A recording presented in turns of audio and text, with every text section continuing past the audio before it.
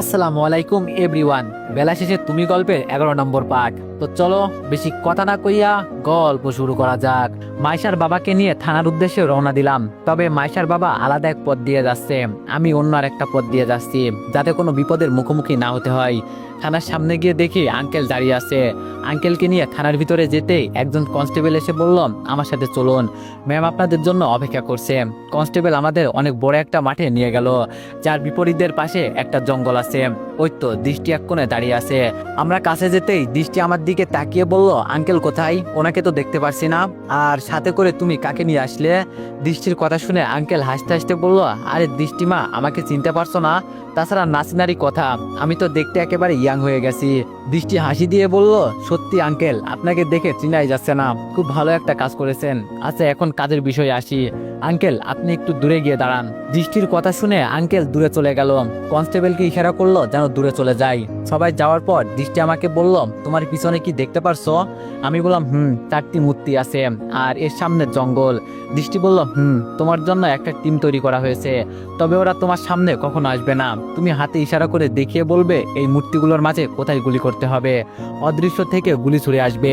যদি বলতে পারো কোন দিক দিয়ে গুলি আসছে, তাহলে তোমার সরকারি থেকে মেডেল দেওয়া হবে। ওরা এতটাই ট্রেনিং প্রাপ্ত যে কোথা থেকে গুলি আসবে তুমি বলতেও পারবে না, শুধু হাত দিয়ে ইশারা করবে, তাইলেই হয়ে যাবে। দৃষ্টির দিকে তাকিয়ে বললাম, এটা কি সত্যি? দৃষ্টি হাসি দিয়ে বলল, তোমার কি মনে হয় আমি কি মিথ্যা বলছি? তো তুমি রেডি তো? আমি মাথা নেড়ে বললাম, আমি রেডি। দৃষ্টি আমাকে একা রেখে দূরে চলে গেল। দূর থেকে ইশারা করে বলল, তোমার কাজ শুরু করো, যেটা বলতে বলছি তাই করো, কাজ হয়ে যাবে। মনের ভিতরে কেমন জানি একটা ভয় হচ্ছে, ওরা মূর্তিগুলোতে গুলি না করে যদি আমাকে গুলি করে দেয়, দূর, যা হবার তা তো হবেই, দেখা যাবে। এত ভয় পাচ্ছি কেন আমি? হাতটা তুলে প্রথম মূর্তিটার মাথা বরাবর ইশারা করতেই সাথে সাথে মূর্তির মাথা বরাবর এসে গুলি লেগে গেল। এটা দেখে তো আমার চোখ বড় হয়ে গেল। এটা কি তাহলে সত্যি? কোন দিক দিয়ে গুলি আসছে এটাই তো বলতে পারছি না, শুধু ইশারা মতোই কাজ হচ্ছে। তাহলে দৃষ্টির কথাই ঠিক। এবার দুই হাত দিয়ে ইশারা করলাম, একসাথে চারটা গুলি এসে মূর্তিটাকে চূর্ণ বিচ্ছিন্ন করে দিল। তার মানে অদৃশ্য থেকে যারা গুলি করছে তারা একা নয়, কিন্তু কোন দিক দিয়ে গুলি আসছে এটাই তো দেখতে পারছি না। আবার হাত দিয়ে ইশারা করলাম, আমার মাথার হালকা একটু উপর দিয়ে একটা গুলি চলে গেল। আমি তো ভয়ে কাঁপতে লাগলাম, কিন্তু পেছনে তাকিয়ে দেখি কিছুই নেই। ওরে বাবা, ওরা তো অসাধারণ বাহিনী বলতে হবে। দৃষ্টি আমার সামনে এসে বলল, কি কেমন দেখতে পারলে? আমি বললাম, মারাত্মক ভাই, এইরকম টিম আমি আজকে প্রথম দেখলাম। এতটা পরিমাণে দক্ষরা কিভাবে হতে পারে? দৃষ্টি বলল, কোন দিক দিয়ে গুলি এসেছে কিছু বলতে পারলে কি? আমি বললাম, আরে না, অনেক চেষ্টা করেছি কিন্তু দেখতেই পারলাম না। দৃষ্টি বলল, আমি এটাই জানতাম, তবে ওরা কখনো তোমার সামনে আসবে না, এটা মনে রেখো। তুমি যদিও পানির নিচে গিয়ে হাত দিয়ে ইশারা করো, ওরাও পানির নিচে গিয়ে তোমার কথা মতো কাজ করবে। আজকে থেকে ওরা শুধু তোমার কথা মতো কাজ করবে, তুমি যা বলবে তাই করবে। তবে বড় আরেকটা সমস্যা হলো, তুমি হাতে ইশারা না করলে ওরা কিছুই করবে না। ওয়ানেক্স হচ্ছে সবচেয়ে বিশ্বস্ত বুকমেকার, যা পিএইচডি এবং সিরিয়া অ্যাপের অফিসিয়াল পার্টনার। এই অ্যাপসে আপনি cricket, football, tennis live match দেখতে এবং তাদের স্কোর ভবিষ্যৎবাণী করে সহজেই অর্থ উপার্জন করতে পারবেন।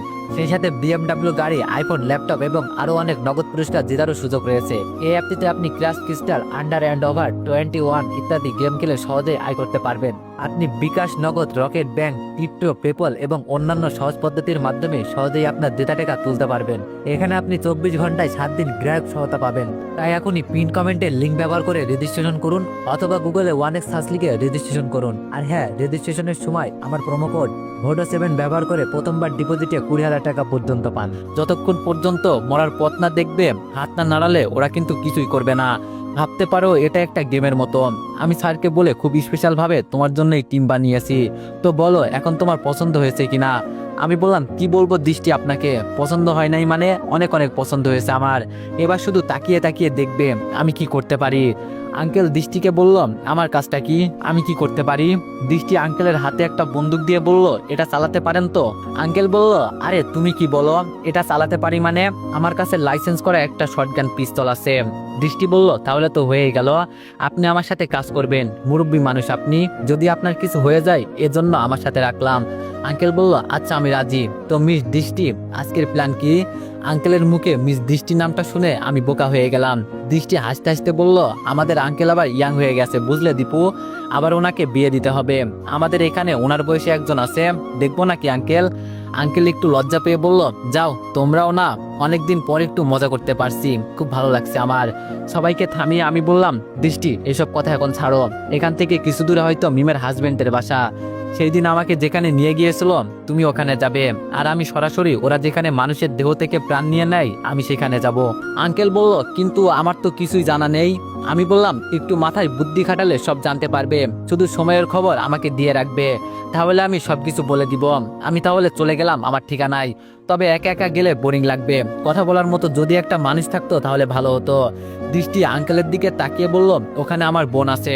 আঙ্কেল বলল, কিন্তু আমরা তো কিছুই জানি না। আমি বললাম, একটু মাথায় বুদ্ধি খাটালে সব জানতে পারবে, শুধু সব সময়ের খবর আমাকে দিয়ে রাখবে, তাহলে আমি সবকিছু বলে দিব। আমি তাহলে চলে গেলাম আমার ঠিকানায়। তবে একা একা গেলে বোরিং লাগবে, কথা বলার মতো যদি একটা মানুষ থাকতো ভালো হতো।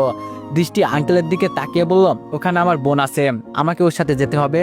আঙ্কেল, আপনি এই দিকটা সামলাতে পারবেন? সমস্যা হবে না কোনো, সব আমি বলে দিব, আর সবাই আপনার কথা মতোই কাজ করবে। আঙ্কেল আমার দিকে তাকিয়ে বলল, ওকে যাও, তবে আমার মেয়ের যেন কিছু না হয়। আমি বললাম, আঙ্কেল ও শুধু আপনার মেয়ে না, আমার বউ, চিন্তা করবেন না, আমি থাকতে ওর কিছু হবে না। সেই দিন যেই কনস্টেবল আমাকে বাসায় পৌঁছে দিয়েছিল তাকে ডাক দিয়ে বললাম, রাস্তায় যদি কাউকে সেই দিনের মতো সন্দেহ হয় সাথে সাথে আমাকে জানাবে। দৃষ্টির সামনে হাঁটা দিয়ে বললাম, তাহলে এখন যাওয়া যায়? পিছন থেকে আমি বললাম, আগে কিছু খাবার দাবার করে নিই সবাই মিলে, পরে না হয় যাই, কি বলেন আঙ্কেল? আঙ্কেল বললাম, এটা তুমি ঠিক বললে, পেট ঠান্ডা তো সব ঠান্ডা। থানার ভিতরে যেতে আমাদের জন্য খাবার নিয়ে আসা হলো। খেতে খেতে আমি আঙ্কেলকে বললাম, আপনার কাজ শুধু আজকে ঘোরাঘুরি করা। ঘোরাঘুরি করবেন এই কারণে, এখানে কোনো অলিতে গলিতে মিমের হাজবেন্ডের লোক আছে, ওরা কাউকে না কাউকে তুলে নিয়ে যেতে আসবে। আর যদি ওদের দেখে একটু সন্দেহ হয় আপনার, দেখবেন ওদের এমন বডি থাকবে যে এক ঘুষি দিলেই আপনি হারিয়ে যাবেন। আর ওদের মুখে মাস্ক থাকবে, দেখলেই আপনি চিনে ফেলবেন। এমন কোনো ব্যক্তি পেলে খুব সতর্কতার সহিত ওদের ধরে নিবেন, আর থানায় এনে 3rd ডিগ্রি দিয়ে বলবেন এখানে কোথায় ওদের বাসা আছে, সব জেনে নিয়ে আক্রমণ করবেন আর ভাইরাল হয়ে যাবেন। দৃষ্টি আমাকে ধন্যবাদ দিয়ে বলল, তোমার মাথায় বুদ্ধি আছে বলতে হবে, ওরা না হয় সেটা খুঁজে নিবে, কিন্তু আমরা কি করব? আমি বললাম, সেটা বরং আমার উপর ছেড়ে দাও, আমি দেখে নিব। দৃষ্টি বলল, আচ্ছা দেখা যাবে তুমি কি করতে পারো। ফোনটা হাতে নিয়ে বললাম, দৃষ্টি একটা নাম্বার ট্যাগ করতে হবে, প্রথম যেই দিন ওর সাথে কথা বলছিলাম সেই দিনের লোকেশন বের করে দিতে পারবে? দৃষ্টি বলল, চেষ্টা করে দেখা যাক, চলো আমার সাথে। আর আঙ্কেল, দীপু যেভাবে বললো সেভাবে কাজ করবেন, ঠিক আছে? আঙ্কেল বলল, আরে তোমার কিছু বলতে হবে না, আমি ফাটিয়ে দিব, শুধু তাকিয়ে তাকিয়ে দেখবে তখন তোমরা। আমরা উঠে কন্ট্রোল রুমে চলে গেলাম। আমার কথা মতো দৃষ্টি কাজ করতে লাগলো। এমন একটা লোকেশনের কথা বললো যেটা আমাদের গ্রাম থেকে 100 কিলোমিটার দূরে অবস্থিত। আমি তো আন্দাজ করেছিলাম এই জায়গাটা হবে হয়তো শহরের কোথাও, কিন্তু ওদের বুদ্ধি আছে বলতে হবে। তাড়াতাড়ি দৃষ্টিকে বললাম, আমাদের এখনই ওইখানে যেতে হবে। দৃষ্টি বলল, কি দিয়ে যাবে, বাইক নাকি অন্য কিছুতে? আমি বললাম, বর্তমানে বাইক দিয়ে যেতে হবে, তাড়াতাড়ি চলো। দৃষ্টি বলল, তুমি বাইরে গিয়ে দাঁড়াও, আমি ওদের সব বুঝিয়ে আসছি, নইলে ওরা আবার কোন গোলমাল করে ফেলে। আমি বললাম, আরে বলো, এত চিন্তা করতে হবে না, আমরা খুব তাড়াতাড়ি ফিরে আসবো। এই বলে আমি থানার বাইরে গেলাম। কিছুক্ষণ পর দৃষ্টি বাইরে এসে বাইকে উঠে বলল, পিছনে বসে পড়ো। ভাবছিলাম আমি চালাবো, কিন্তু দৃষ্টি উঠে গেল, কি আর করা, দৃষ্টির কথা মতো পিছনে বসে পড়লাম।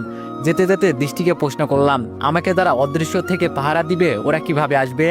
দৃষ্টি বলল, ওদের চিন্তা তোমার করতে হবে না। আমি বললাম, হঠাৎ ব্লুটুথ থেকে আওয়াজ আসলো, আমরা থানা থেকে বের হয়েছি, সবাইকে সব কয়টা অলিগলিতে পাঠিয়ে দিয়েছি তোমার কথা মতো। আমি বললাম, ওকে আঙ্কেল, কাজ করতে থাকেন, যদি কোনো সন্দেহ হয় আমাকে বলবেন।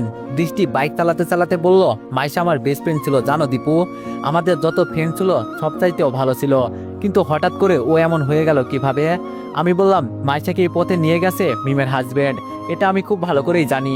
তুমি এক কাজ করবে, যদিও মাইশা এইসবের সাথে জড়িত, সব দোষ মিমের হাজবেন্ডের ঘাড়ে চাপিয়ে দিয়ে মাইশাকে নির্দোষ প্রমাণিত করতে হবে। দৃষ্টি বলল, যতটা সহজ ভাবছো তুমি ততটা সহজ নাই দীপু, হয়তো মাইশাকে নির্দোষ প্রমাণিত করতে পারবো, তারপরও ওর 2-3 মাসের জেল হবেই। আমি বললাম, অপরাধ করছে যেহেতু সাজা তো পেতেই হবে, আচ্ছা এইসব পরে দেখা যাবে, আগে ওকে খুঁজে বের করি। দৃষ্টি বলল, বহুদিন পর দূরে কোথাও মিশনে বের হয়েছি, জানো আমার খুব ভালো লাগছে। আমি বললাম, তোমার কাছে এটা কোনো এক মিশন হতে পারে, কিন্তু আমার কাছে এটা ভালোবাসা প্রমাণ করার একটা রাস্তা, আর আমি প্রমাণ করেও দিব আমার ভালোবাসা সত্যি ছিল। দৃষ্টি বলল, যতটা সহজ ভাবছো তুমি ততটা সহজ নাই দীপু, হয়তো মাইশাকে নির্দোষ প্রমাণিত করতে পারবো, তারপরও ওর 2-3 মাসের জেল হবেই। আমি বললাম, অপরাধ করছে যেহেতু সাজা তো পেতেই হবে, আচ্ছা এইসব পরে দেখা যাবে, আগে ওকে খুঁজে বের করি। দৃষ্টি বলল, বহুদিন পর দূরে কোথাও মিশনে বের হয়েছি, জানো আমার খুব ভালো লাগছে। আমি বললাম, তোমার কাছে এটা কোনো এক মিশন হতে পারে, কিন্তু আমার কাছে এটা ভালোবাসা প্রমাণ করার একটা রাস্তা, আর আমি প্রমাণ করেও দিব আমার ভালোবাসা সত্যি ছিল। হ্যালো জামাই, শুনছো? আমি বললাম, বলেন শ্বশুর মশাই। শ্বশুর বলল, তোমার কথা মতো কাজ হয়েছে, তুমি যা বলছো সব সত্যি। এখানে আমাদের সামনে দুইজন দাঁড়িয়ে আছে, আমরা আড়াল থেকে সব দেখছি। ওদের সন্দেহ লাগার একটাই কারণ, তুমি যেভাবে বলছো সব মিলে গেছে। আমি কিছু বলার আগেই দৃষ্টি বলে দিল, এক কাজ করেন আঙ্কেল, আপনি একা যাবেন না, আপনার সাথে যে টিম আছে ওরা খুব দক্ষ, ওদের চারিদিকে ঘিরে ফেলে অজ্ঞান করে দিন, আর থানায় নিয়ে গিয়ে 3rd ডিগ্রি মাসালা দিন, তাহলে সবকিছু বলে দিবে। আর যদিও না বলে, আঙ্কেল বলল, দৃষ্টি মা, তোমাকে কিছু বলতে হবে না, আমি সব দেখে নিব। দৃষ্টি বলল, সাবধানে আঙ্কেল, আপনি আবার হারিয়ে যাবেন না, মাইশাকে তো এমনি হারিয়ে ফেলেছি, আপনাকে হারিয়ে ফেললে সব শেষ হয়ে যাবে। আঙ্কেল বলল, জামাই বাবা, আমার চিন্তা তোমার করতে হবে না, এখন বাই। কানে একটি বিচ্ছিন্ন হতেই দৃষ্টি বলল, আঙ্কেল সবকিছু সামনে নিতে পারবে তো? আমি বললাম, আমার বিশ্বাস আছে ওনার উপর, উনি সব পারবে। দৃষ্টি দেই ঠিকানা ট্যাগ করছিল, সেখানে চলে গেলাম। হঠাৎ করে কেন জানি মনে হলো আমাদের পিছু কেউ করছে। বাইক নিয়ে জঙ্গলের ভিতরে যাওয়ার আগে বললাম, দৃষ্টি, বাইকটা এখানে থাক, চলো আমরা হেঁটে হেঁটে ভিতরে যাই।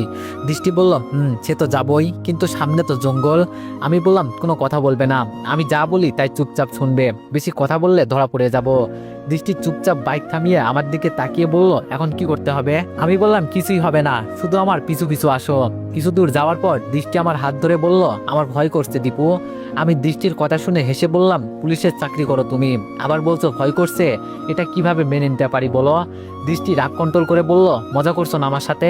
আমার মনে হয় আমাদের পিছনে কেউ আসছে, কিন্তু বুঝতে পারছি না। আমি বললাম, কেউ আসছে না, আমাদের ফলো করছে, হয়তো আমরা এখানে পৌঁছে গেছি, এই খবরটা ওরা হয়তো জেনে ফেলেছে। দৃষ্টি বলল, আমার বোন কিন্তু ওদের কাছে বন্দি, যদি কিছু। আমি বললাম, দৃষ্টি, এত কথা বলো কেন? পরে তোমাকে এখানে একা রেখে আমি চলে যাব। দৃষ্টি বলল, আমরা ওদের ঠিকানা কিভাবে খুঁজে পাবো? আমি বললাম, ওদের ঠিকানা আমাদের খুঁজতে হবে না, ওরা বরং আমাদের খুঁজে নিবে। তুমি এক কাজ করো, তোমার সম্পূর্ণ টিমকে এখানে আসতে বলো, আজকে সব সমাধান করে এখান থেকে যাব। দৃষ্টি বলল, যেভাবে বলছো মনে হয় সব তুমি একাই করে ফেলছো, আরে ওরা কত চালাক তুমি মনে হয় জানো না। আমি বললাম, দৃষ্টি, ওই সামনে একটা বাংলো দেখা যায়। দৃষ্টি বলল, আরে এটা তো ছোট একটা বাংলো, কিন্তু এখানে আবার কে থাকবে? আমি বললাম, কে থাকবে না, এখানেই ওদের আস্তানা। দৃষ্টি চোখ বড় বড় করে বলল, কি বলছে এসব? আমি বললাম, আমাকে যখন এখানে নিয়ে আসছিল তখন আমার সব মনে ছিল, আর এখনো আছে। দৃষ্টির সামনে এগোতে এগোতে বলল, তাহলে চলো দেখি, তবে আমার মনে হচ্ছে এখানে কিছুই নেই। দৃষ্টি আর আমি বাংলোর ভিতরে চলে গেলাম, কিন্তু অবাক করার বিষয়, আমাদের উপর কোনো রকম আক্রমণই হয় নাই। আমার মাথায় এখন কিছুই ঢুকছে না, আমি প্ল্যান করছি একটা, কিন্তু এখানে এর উল্টো হচ্ছে। পুরো বাংলোটা তন্ন তন্ন করে খুঁজে দেখলাম, কিন্তু কোথাও কিছু খুঁজে পাচ্ছি না। হতাশ হয়ে দৃষ্টি নিচে বসে বলল, তাহলে কি আমরা এখানে বেকার এসে সময় কাটালাম? আমি বললাম, বেকার সময় কাটাই নাই দৃষ্টি, ওই দেখো বাইরে মিমের হাজবেন্ডের লোক দাঁড়িয়ে আছে আমাদের নেওয়ার জন্য। দৃষ্টি বাইরে উকি দিয়ে এসে ভয়ে ভয়ে বলল, তোমার কথা সব ঠিক আছে, তুমি কিভাবে জানলে যে? আমি বললাম, কোনো প্রশ্ন করবে না, এখন বলো আমার টিম চলে আসছে তো? এবার দৃষ্টি একটু ভরসা পেয়ে বলল, হাতে একটু ইশারা করে দেখোই না। আমি বললাম, না, তার আর কোনো প্রয়োজন নেই, এখান থেকে বাইর হওয়ার পর ওরা আমাদের অজ্ঞান করে নিচে নিয়ে যাবে, মানে যেখানে ওরা কাজ করে। তুমি কোনো রিয়াকশন করবে না, সাবধান, ওরা যা বলবে তাই করবে। দৃষ্টি বলল, কিন্তু। আমি বললাম, কোনো কিন্তু নয়, এখন চলো আমার সাথে। দরজা ঢেলে বাইরে যেতেই দেখি 10-12 জন বডিগার্ড দাঁড়িয়ে আছে। ওদের থেকে একটা ছেলে জোরে চিৎকার দিয়ে বলে উঠল, যেখানে দাঁড়িয়ে আসো সেখানেই দাঁড়িয়ে থাক, আর নড়াচড়া করলে জায়গা মতো বসিয়ে দিব। দৃষ্টিকে ইশারা করলাম যেন ওরা যা বলে তাই করে। দুজন ছেলে এসে আমার হাত আর চোখ বেঁধে দিল, আমার কান থেকে ব্লুটুথ গুলো খুলে নিয়ে গেল। তবে এখন শুধু এটা বুঝতে পারছি আমাদের কোথাও নিয়ে যাওয়া হচ্ছে, আর আমিও এটাই চাইছিলাম। যাক, জায়গা মতো কাজই হয়েছে। যখন আমাদের চোখ খুলে দেওয়া হলো তখন তাকিয়ে দেখি আমাকে বেঁধে রাখা হয়েছে, আর দৃষ্টি আমার সামনে পড়ে আছে। হঠাৎ রুমের ভিতর থেকে মিমের হাজবেন্ড ঢুকে বলল, এই তোরা সবাই এখন এখান থেকে চলে যা, আমি দেখছি ওদের কি করা যায়। সবাই চলে যাওয়ার পর মিমের হাজবেন্ড হাসতে হাসতে ভিতরে ঢুকে বলল, গন্ধ শুকে শুকে একেবারে আমাদের বাড়িতে চলে আসলি, আর আমি তোকে আপ্যায়ন করব না? এটা তো হতে পারে না। কি ঠিক বললাম তো মিস্টার দীপু? আমিও মুচকে হাসি দিয়ে বললাম, কে কার আপ্যায়ন করে তা তো দেখাই যাবে। মিমের হাজবেন্ডের হাতে লম্বা একটা ইঞ্জেকশন, এটা দেখে হয়তো দৃষ্টি ভয় পেতে পারে, কিন্তু আমি নয়। দৃষ্টি আস্তে করে বলল, আমার বোনের কিছু হয় নাই তো? মিমের হাজবেন্ড বিলিয়ন মার্কা হাসি দিয়ে বলল, সে এতদিন ঠিক ছিল, কিন্তু আজকে তুই এখানে আসাতে তোরা দুই বোনের একসাথে চিকিৎসা করব। কি দীপু, মজা হবে না? আমিও একটু ভয়ের ভাব ধরে বললাম, আসলেই আমার এখানে আসা ঠিক হয় নাই, জানি আজকে মারা যাব, তবে মরার আগে মাইশাকে একটু দেখতে চাই। মিমের হাজবেন্ড বলল সে তো দেখবেই। মিমের হাজবেন্ড আমার শরীরে জোরে একটা লাথি দিয়ে বলল, শালা তুই আসলে একটা কুকুর, মানতে হবে তোর ভিতরে অনেক দম আছে। কই মাইশা, এখন আর লুকিয়ে থেকে লাভ নাই, চলে আসো। মিমের হাজবেন্ডের কথা শুনে মাইশা মাথা নিচু করে ভিতরে ঢুকলো। আমি বুঝতে পারছি মাইশা আমাকে ভালোবাসে ঠিকই, কোনো এক কারণে ওর হাত পা বাঁধা মনে হচ্ছে, কিন্তু ও হয়তো এটা আশা করে নাই আমি এখানে চলে আসবো। মাইশা আমার সামনে আসতেই বললাম, মিস পাখি চৌধুরী ওরূপে মাইশা চৌধুরী, তোমার সাথে আমার অনেক বোঝাপড়া আছে, কিন্তু সেগুলো পরে করব। আগে বলো, সত্যি কি আমাকে তুমি নিজ হাতে মারতে পারবে? মাইশা একবার আমার দিকে তাকিয়ে মাথা নিচু করে দিল। আমি বুঝতে পারছি ওর চোখে পানি এসে গেছে। আরে আমি জানি না আমার মাইশা আমাকে কতটা ভালোবাসে। মিমের হাজবেন্ড আমার দিকে তাকিয়ে বলল, আমি জানি মাইশা তোর জন্য পাগল, তুই যা বলতি ও তাই করতো। কালকে কি বলছিল জানিস, আমাকে দেশের বাইরে পাঠিয়ে দেন, আমি আর এইসব কাজে জড়িত থাকতে চাই না, এই কাজের জন্য আমি আমার ভালোবাসা হারালাম। আচ্ছা তুই বলতো, এতদিন আমরা দুইজন ব্যবসা করে আসছি, হঠাৎ করে ওকে কিভাবে আমরা যেতে দিই বল? তাই বলছি তুমি চলে গেলে তোমার বাবাকে এখানে এনে ভরে দিব। আর দেখ বেচারি ভয়ে একদম জমে গেছে, এত সাহস ছিল ওর বলে, দেখ সেগুলো কোথায় গেল। আমি হাসতে হাসতে বললাম, তুই মানুষটা অনেক চালাক, তবে আজকে মরবি তুই। মিমের হাজবেন্ড ইঞ্জেকশন হাতে আমার দিকে এগিয়ে এসে বলল, তাই নাকি? ইঞ্জেকশন দেখিয়ে বলল, এটা কি জানিস একবার তো শরীরে ভরে দিলে আর বাঁচতে পারবি না। মাইশা চিকন কণ্ঠে আস্তে করে বলল, তোমার সাথে আমি এই ব্যবসায় জড়িত ঠিকই, তবে আমার সামনে ওকে কিছুই করো না, ছেড়ে দাও ওকে, আমি ওকে বুঝিয়ে বলবো, আমাদের পিছনে যেন আর না পড়ে থাকে। এবার মেজাজ আমার গরম হয়ে গেল, তাই রাগ নিয়ে বললাম, মাদার বোর্ড যদি সাহস থাকে আমার হাত পা খুলে দে, তোদের সব কয়টাকে যদি আমি জেলের ভাত না খাওয়াই আমি এখান থেকে যাব না। দৃষ্টি জোরে চিৎকার দিয়ে বলল, তোর মাথা খারাপ হয়ে গেছে, এমন করলে ওরা আমাদের মেরে ফেলবে। মাইশা আমার কাছে যেই আসবে, মিমের হাজবেন্ড মাইশার হাত ধরে বলল, চুপচাপ এখানে দাঁড়িয়ে থাক। আমার হাত পায়ের বাঁধন খুলে দিয়ে মিমের হাজবেন্ড বলল, তুই আমায় কি করবি আমি তাই দেখতে চাই, এখানে এত এত লোক আমার, তোর কি মনে হয়? হাত দিয়ে ইশারা করতেই বাইরে একটা লাশ পড়ে গেল, যেটা দেখে মিমের হাজবেন্ড ভয় পেয়ে গেল আর সবাই আমার দিকে ছুটে আসতে লাগলো। আমি হাত দিয়ে ওদের দিকে হুদায় গুলি করতে লাগলাম আর আড়াল থেকে টপ টপ করে গুলি আসতে লাগলো। এখন মিমের হাজবেন্ডের মুখটা দেখার মতো হয়েছে, আমি যে এত কিছু প্ল্যান করে আসছি ও ভাবতেও পারে নাই। যেই মিমের হাজবেন্ড দৌড় দিয়ে পালাতে যাবে, আমি ওর দিকে হাত তাক করে বললাম, চুপচাপ এখানে দাঁড়িয়ে থাক, যদি একটু হাত দিয়ে ইশারা করি তাহলে তোর যে কি হবে ভালো করেই বুঝতে পারছিস। দৃষ্টি আমাকে ডাক দিয়ে বলল, দীপু আমার বাঁধনগুলো খুলে দে। মিমের হাজবেন্ডকে বললাম দৃষ্টিকে খুলে দিতে, ও তাই করলো। দৃষ্টি ছাড়া পেতেই মিমের হাজবেন্ডকে লাথি দিয়ে নিচে ফেলে হাত পা বেঁধে দিল আর আমাকে উদ্দেশ্য করে বলল, আমি স্যারকে লোকেশন দিয়ে আসছি আর উনি মনে হয় চলেও আসছেন। দৃষ্টি মাইশার কাছে এগিয়ে গিয়ে একটা পিস্তল মাইশার হাতে দিয়ে বলল, যদি আবার এই কাজে যুক্ত হতে চাও তাহলে আমাদের গুলি করে দিও, আর যদি বলো যে অনেক অপরাধ করছি আর না, তাহলে জেলে গিয়ে নিজের অপরাধ কমাও। দীপু তুমি বাইরে গিয়ে দেখো কেউ বেঁচে আছে কিনা, আমি এই দিকটা দেখছি। আমি বললাম, আচ্ছা আমি যাচ্ছি, তুমি স্যারকে বলো ভিতরে চলে আসতে, বোম মেরে উড়িয়ে দিলেই এখানে চলে আসতে পারবে। আমি রুম থেকে বের হতেই দেখি পুলিশ টিম চলে আসলো। একজন আমাকে বলল, আমাদের এখন কি করতে হবে? আমি বললাম, আমার পিছনে আসেন তাহলেই হবে। যেখানে আমাকে রাখা হয়েছিল সেখানে গেলাম, গিয়ে বললাম, এখানে জ্যান্ত জীবন্ত মানুষ আছে, ওদের বের করে শহরে নিয়ে যাও, আর যাওয়ার আগে এখানে আগুন লাগিয়ে দিবে, যাতে কোনো কিছু যেন আমার রয়ে না যায়। আমি ওদের বুঝিয়ে দিয়ে দৃষ্টির কাছে যেতেই দেখি ওর বোনকে জড়িয়ে ধরে কান্না করছে, হয়তো মাইশা ওর বোনকে এনে দিয়েছে। দৃষ্টি আমাকে দেখতে পেয়ে বলল, অনেক অনেক ধন্যবাদ দীপু তোমাকে, তোমার জন্য আজকে হয়তো আমি আমার বোনকে বাঁচাতে পারলাম। আমি বললাম, দৃষ্টি এখন বেশি কথা নয়, চলো উপরে যাই আর এদের নিয়ে আসো ধরে। মাইশার দিকে একবারের জন্য আমি তাকালাম না, ও আমার সাথে বেইমানি করেছে, এখন হারে হারে টের পাবে আমি কি জিনিস। উপরে উঠতেই দৃষ্টি বলল, দীপু স্যার তো দাঁড়িয়ে আছে, এখন কি করব? আমি বললাম, কি করব মানে, যা হবার তা তো দেখা যাবে, আগে ওদের নিয়ে থানায় যাই। স্যার আমাদের কাছে এসে বলল, তোমাদের জন্য আজকে আমরা সফল হলাম, এখন এদের থানায় নিয়ে যাও, আমি এই দিকটা সামলিয়ে আসছি। দৃষ্টি বলল, ওকে স্যার। আমরা গিয়ে গাড়িতে বসতেই মিমের হাজবেন্ড আবার বলে উঠল, এই খেলা কিন্তু এখনো শেষ হয় নাই, আমি যদি একবার এখান থেকে ছাড়া পাই না। আমি বললাম, তুই ছাড়া পাবি না, তোর যেন ফাঁসি হয় আমি সেই ব্যবস্থাই করছি। রাগের মাথায় এই কথাটা বললাম, তবে আসার পর থেকে দেখছি মাইশা কেমন জানি চুপচাপ আছে, কোনো নড়াচড়া নেই ওর, যেভাবে আমরা বলছি সেভাবেই তাই করছে। কিছুক্ষণের ভিতরে হয়তো মিডিয়াও সব জেনে ফেলবে। ও আমি তো ভুলেই গেলাম, তাড়াতাড়ি দৃষ্টিকে বললাম, দৃষ্টি স্যারকে ফোন করে বলে দাও সব দোষ যেন এই শালার উপরে দেয়, আমি মাইশার উপর যেন কোনো দোষারোপ না করা হয়। যদি মিডিয়া কিছু বলে তাহলে যেন বলে পাখি নামের মেয়েটাকেও মেরে ফেলছে। দৃষ্টি বলল, কিন্তু দীপু। আমি বললাম, দেখো দৃষ্টি, ও হয়তো আমাকে ভালোবাসে না, কিন্তু আমি তো ওকে ছাড়া থাকতে পারবো না। দৃষ্টি আমার কথা শুনে স্যারকে ফোন করে সবকিছু বলল। ফোন কেটে মাইশার দিকে তাকিয়ে বলল, কিরে মাইশা, তুই কিছু বলবি না? মাইশা মাথা নিচু করে বলল, অপরাধ যেহেতু করছি শাস্তি তো পেতেই হবে। আমি বা আর এখানে কি বলবো? তবে বিশ্বাস করো দৃষ্টি, আমি এই পথ ছেড়ে চলে যেতাম, কিন্তু মিমের হাজবেন্ডকে দেখিয়ে বলল শুধু ওর জন্য পারি নাই। থানার ভিতরে যেতেই আঙ্কেল দৌড়ে এসে মাইশাকে জড়িয়ে ধরে বলল, মা তুই আবার ফিরে আসলি, আমার তো বিশ্বাসই হচ্ছে না। আমাকে ছুঁয়ে কসম খেয়ে বল তুই এইসব কাজ আর কখনো করবি না। দেখ, আজকে শুধু তোর জন্য আমি আর তোর হবু হাজবেন্ড দীপু জীবনের ঝুঁকি নিয়ে তোর জীবন বাঁচাতে গেলাম। হঠাৎ করে আঙ্কেল মাইশাকে ছেড়ে মিমের হাজবেন্ডের দিকে তাকিয়ে বলল, আজকে তোরে খাইছি শালা আমি, আমার মেয়ের জীবনটা তুই নষ্ট করে দিলি, ছাড়বো না আমি তোরে। তাড়াতাড়ি আঙ্কেলকে ধরে বললাম, আরে আরে কি করছেন? আমাদের কাজ তো আমরা করেই ফেলছি, এখন যা করবে পুলিশে, ওদের কাজ ওদের করতে দেন। আমার কথায় আঙ্কেল একটু শান্ত হয়ে বসলো। কিছুক্ষণ পর বড় স্যার এসে বলল, ওরা এত মানুষকে হত্যা করেছে যে বলার বাইরে।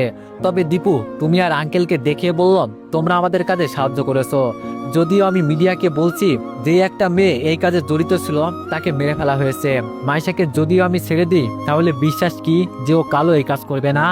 আমি স্যারের কাছে এগিয়ে গিয়ে বললাম, আমাকে তো বিশ্বাস করেন স্যার, ও আর এমন কাজে জড়িত হবে না, ওকে তো জোর করা হয়েছে, নইলে ওর বাবাকে মেরে ফেলা হবে। আমার সাথে আঙ্কেল এগিয়ে এসে বলল, স্যার বিশ্বাস করেন আমার মেয়ে এমন ছিল না, ওকে বাধ্য করে এই পথে নেওয়া হয়েছে। এখন আপনি যদি ওকে নিয়ে যান আমি তাহলে। স্যার আমাদের থামিয়ে বলল, ঠিক আছে ঠিক আছে, যাও ছেড়ে দিলাম, তবে দীপু ওকে বিয়ে করে বন্দি করে দাও, যেন এই কাজ আর না করতে পারে। আমি হাসি দিয়ে বললাম, সে আপনাকে চিন্তা করতে হবে না স্যার, তাহলে আমরা কি যেতে পারি? স্যার বলল, যাও। একজন কনস্টেবলকে বলল আমাদের যেন দিয়ে আসে। জিপে বসতে আঙ্কেল বলল, তাহলে জামাই বাবা কবে বিয়ে করছো? আমি বললাম, কিসের বিয়ে আঙ্কেল, আর কাকে বিয়ে করব? এই মেয়েকে যার ভিতরে কোনো মায়া দেওয়া নেই, কোন দিন যে আমাকে বিছানায় শুইয়ে মেরে ফেলে, এর কোনো হিসাব আছে? আঙ্কেল আমার কথা শুনে হয়তো অনেকটাই অবাক হয়েছে। আমি যে এমন ভাবে বলবো উনি ভাবতেও পারে নাই। তবে আমার কথা শুনে মাইশা কান্না করছে। আঙ্কেল আমার হাত ধরে বলল, এমন করে বলো না, তুমি তো কথা দিয়েছিলে আমাকে ফিরিয়ে দিও না, আমি তোমার কাছে হাত জোর করে বলছি। মাইশা ওর বাবার হাত ধরে বলল, বাবা থাক, বাদ দাও, সত্যি আমি অনেক খারাপ, ওর যোগ্য নয় আমি বললাম, এখন মুখ দিয়ে কথা বেরোচ্ছে না, তোরে তো মনটা চাই। আঙ্কেল বলল, বাবা আমি কিন্তু এখানে আছি। আমি বললাম, সরি আঙ্কেল, আসলেই মাথা গরম হয়ে গেছে। আপনার মেয়েকে বলবেন আমার সাথে যেন আর যোগাযোগ না করে, যদি আমার বাড়ির আশেপাশে দেখি না একদম অবস্থা খারাপ হয়ে যাবে। আঙ্কেলকে ইশারা করে বললাম, এমন কিছুই হবে না, আপনি চিন্তা করবেন না, ওকে একটু বুঝিয়ে দিতে হবে না কষ্ট কাকে বলে। আঙ্কেল মুচকে হাসি দিয়ে বলল, তুমি যেহেতু বিয়ে করবে না ঠিক আছে, ওর মন যা চায় তাই করুক, খুব বড় হয়ে গেছে ও। আমি বাসার সামনে নেমে বললাম, ভালো থাকবেন আঙ্কেল, আর আমি আবার বিয়ে করব, তবে আপনার মেয়েকে না, ও তো বহুরূপী একটা খুনি মেয়ে, শুধু আমাদের কারণে বেঁচে আছে, নইলে তো জেলের ভাত খেতে হতো। আঙ্কেল মাইশাকে নিয়ে চলে যেতেই আমি ভিতরে গেলাম। ভিতরে যেতেই আম্মু আমাকে জড়িয়ে ধরে বলল, সব ঠিকঠাক আছে তো? আমি বললাম, আম্মু তোমার চিন্তা করতে হবে না, সব ঠিকঠাকই আছে। আম্মু বলল, মাইশা কই, ওকে তো দেখতে পারছি না। আমি বললাম, ওদের বাসায় পাঠিয়ে দিয়েছি। আপু বাইরে এসে বলল, মাইশা কি ভালো হয়ে যাবে? তোর এটা বিশ্বাস হয়? আমি বললাম, আপু ও ভালো হয়েই গেছে, এখন ওকে কয়েকদিন একা ছেড়ে দিই, পরে এমনি ভালো হয়ে যাবে। সবাই বসতে বসতে আম্মু বলল, তোরা তাহলে বিয়ে করবি কবে? আমি আম্মুর পাশে বসে বললাম, হঠাৎ করে একদিন মাইশাকে এই বাড়ির বউ হিসাবে দেখতে পারবে, চিন্তা করো না। তুবা খুশি হয়ে বলল, সত্যি ভাইয়া? আমি বললাম, হঠাৎ দেখে আমার ফোনটা বাজতে লাগলো, দেখে আঙ্কেল কল করেছে। তো এভরিওয়ান, নেক্সট পার্টের জন্য সবাই অপেক্ষা করো। ধন্যবাদ।